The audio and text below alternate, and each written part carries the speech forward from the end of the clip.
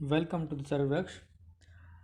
मैं ऋषिकेश एक बार फिर सॉल्यूशन चैप्टर के साथ। लास्ट लेक्चर में हम लोगों ने वेपर प्रेशर वाला पार्ट और रॉल्स लॉ ये सब पढ़ लिया था, और अब हमें स्टार्ट करना है ideal and non ideal solution से। ठीक है, so ideal and non ideal solution को डिफाइन करने के लिए सबसे पहले आपको फिर से थोड़ा सा एक बार मैं रॉल्स लॉ डिफाइन कर थोड़ा सा बता देता हूँ कि रॉल्स लॉ में क्या था कि pressure is proportional to the mole fraction था, है ना। और वो इस तरह से ग्राफ को फॉलो कर रहा था। अब आइडियल सॉल्यूशन क्या होता है? आइडियल सॉल्यूशन वो होता है जो रॉल्स लॉ को ओबे करता हो over the entire range of concentration. मतलब कंसंट्रेशन चेंज हो रहा है, जो मोल फ्रैक्शन की वैल्यू है वो 0 से 1 हो सकती है, मतलब कंसंट्रेशन चेंज हो रहा है। तो उस रेंज में रॉल्स लॉ को अगर वो सॉल्यूशन ओबे कर रहा है, मतलब जो ग्राफ है वो इसी तरह से स्ट्रेट लाइन हो रहा है, ठीक है, तो हम क्या बोलेंगे कि वो सॉल्यूशन कैसा है? आइडियल सॉल्यूशन है। अब आइडियल सॉल्यूशन की अपनी कुछ प्रॉपर्टीज़ होती है कि अगर आप दो लिक्विड्स को मिक्स कर रहे हैं, ठीक है, तो उनमें डेल्टा वी मिक्सिंग वॉल्यूम का क्या होगा? ज़ीरो होगा। इसका मतलब क्या है कि फॉर एग्जांपल मैंने 1 लीटर वाटर लिया और 1 लीटर दूसरा लिक्विड लिया। अब मैं उन दोनों को मिक्स करता हूँ तो मेरे पास टोटल वॉल्यूम कितना होना चाहिए? 2 होना चाहिए, ठीक है। हाँ, तो कुछ चेंज आया क्या? अभी भी टोटल वॉल्यूम इनिशियल भी 2 था, और जब मैंने उनको मिक्स कर दिया तब भी वो क्या हुआ? 2 हो गया। मतलब वॉल्यूम में कोई चेंज नहीं आएगा, total volume is always constant. और क्या होता है एक प्रॉपर्टी की डेल्टा एच मिक्सिंग ज़ीरो होता है। मतलब जब हम उनको मिक्स कर रहे होंगे तो ना तो हीट एब्जॉर्ब होगा ना हीट बाहर निकलेगा, ठीक है, ना एनर्जी एब्जॉर्ब होगा ना एनर्जी बाहर निकलेगा। तो ये होता है delta H equal to zero और delta V equal to zero. Condition होता है आइडियल सॉल्यूशन के लिए। अब हम बात करते हैं कि किस तरह से इंटरमोलिकुलर फोर्स ऑफ अट्रैक्शन होता है, ठीक है। तो मेरे पास ए टाइप का लिक्विड है, उसमें सभी ए टाइप के ए मॉलिक्यूल होंगे बहुत सारे, है ना। अब क्या होगा उस लिक्विड में इंट्रैक्शन कैसा होगा? ए के बीच में इंट्रैक्शन ए इंट्रैक्शन होगा। और मैं दूसरा लिक्विड लेता हूँ जिसमें उन मॉलिक्यूल के बीच में बी इंट्रैक्शन है, ठीक है। अब जब मैंने इन दोनों को मिक्स किया तो मिक्स करने के बाद क्या हो रहा है? ए बी इंट्रैक्शन हो रहा है ना। तो अगर जो ए इंट्रैक्शन और जो बी इंट्रैक्शन की स्ट्रेंथ है वो ए बी की स्ट्रेंथ के अगर बराबर होता है तो उस केस में क्या होता है? सॉल्यूशन आइडियल बिहेव करता है, ठीक है। So यही एक रीज़न है कि आइडियल क्यों बिहेव करता है, क्योंकि उनकी जो इंटरमोलिकुलर फोर्स ऑफ अट्रैक्शन है वो क्या होते हैं, उनमें कोई चेंजेस नहीं आते हैं, इक्वल होते हैं। मतलब ए बी किसके बराबर होगा? नियरली ए बी के बराबर होगा, ठीक है। वैसे तो आइडियल सॉल्यूशन एग्जिस्ट नहीं करते हैं, फिर भी लगभग आइडियल कुछ सॉल्यूशन होते हैं जो ऐसे बिहेव कर सकते हैं। तो वो क्या क्या है हमारे? आपको याद रखना है कि एन हेक्सेन और एन हेप्टेन पहला पेयर, अगर आप एन हेक्सेन और एन हेप्टेन को मिलाते हैं तो ये एज अ आइडियल सॉल्यूशन की तरह बिहेव करेगा। दूसरे है bromoethane and chloroethane, and third is benzene and toluene. I hope कि आप लोग toluene n hexane heptane bromoethane इन सबसे फैमिलियर होंगे कि इनका स्ट्रक्चर क्या होता है, ओके। अब हम बात करते हैं नॉन आइडियल सॉल्यूशन की। सो नॉन आइडियल सॉल्यूशन क्या होता है? आइडियल सॉल्यूशन क्या था? जो रॉल्स लॉ को ओबे करे over the entire range of concentration, ठीक है। बट नॉट आइडियल सॉल्यूशन क्या होंगे? जो रॉल्स लॉ को ओबे ना करे, does not obey the Rawls law over the entire range of concentration, ठीक है। हाँ, अब क्या होता है? रॉल्स लॉ को ओबे नहीं कर रहा है, मतलब क्या है कि रॉल्स लॉ से डेविएशन दे रहा होगा। रॉल्स लॉ ये हुआ, तो ऐसा भी हो सकता है कि ग्राफ ऐसे ऊपर से निकल जाए या फिर ग्राफ नीचे से निकल जाए, ठीक है। ये दो तरीके से, तो मतलब रॉल्स लॉ से डेविएट होगा कुछ ना कुछ। तो या तो वो कैसा डेविएशन हो सकता है? नेगेटिव डेविएशन हो सकता है या फिर पॉजिटिव डेविएशन हो सकता है, ओके। अब नेगेटिव डेविएशन कब होगा और पॉजिटिव डेविएशन कब होगा, हम इसकी बात करते हैं। जो डेविएशन वाली बात है वो हमें इंट्रैक्शन से रिलेट करना है, ठीक है। सो पॉजिटिव डेविएशन में क्या होता है? जो ए बी इंट्रैक्शन है वो ज़्यादा होता है ए इंट्रैक्शन और बी इंट्रैक्शन से। थोड़ा सा उल्टा बोल दिया हूँ। जो ए बी इंट्रैक्शन होता है वो वीकर होता है ए इंट्रैक्शन और बी इंट्रैक्शन से। मतलब जो पहले उनके बीच में इंटरमोलिकुलर फोर्स था ए और अलग से बी के बीच में, वो मोर स्ट्रॉन्गर है as compared to A B.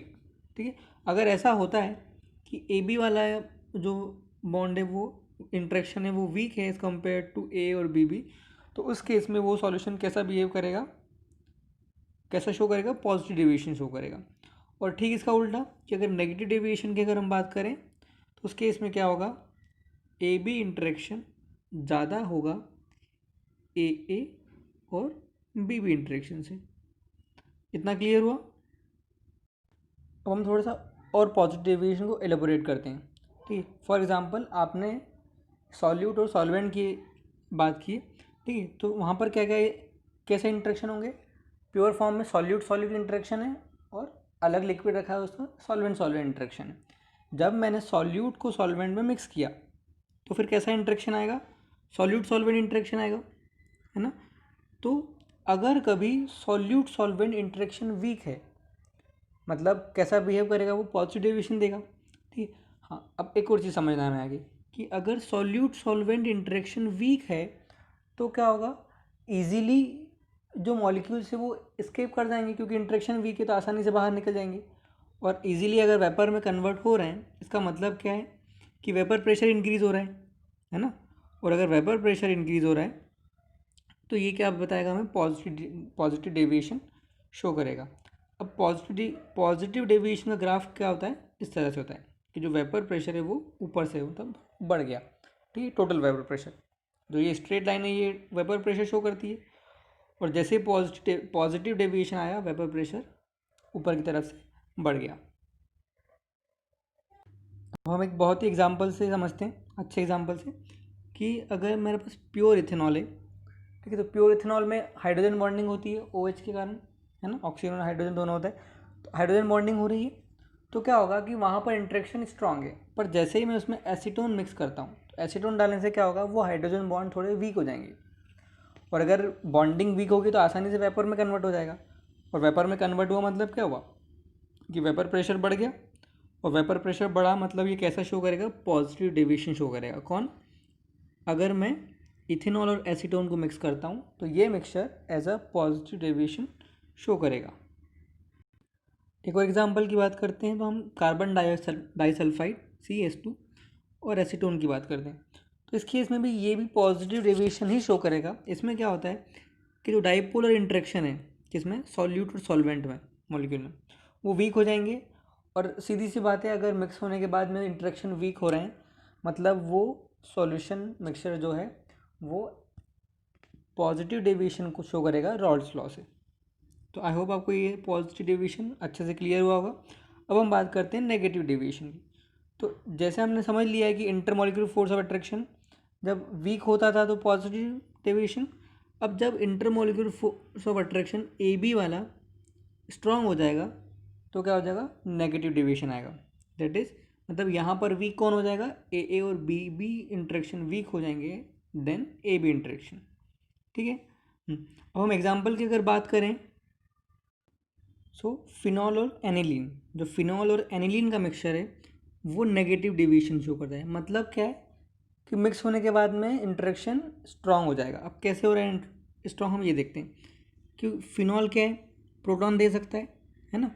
और नाइट्रोजन, एनिलीन के नाइट्रोजन के पास क्या है, लोन पेयर है।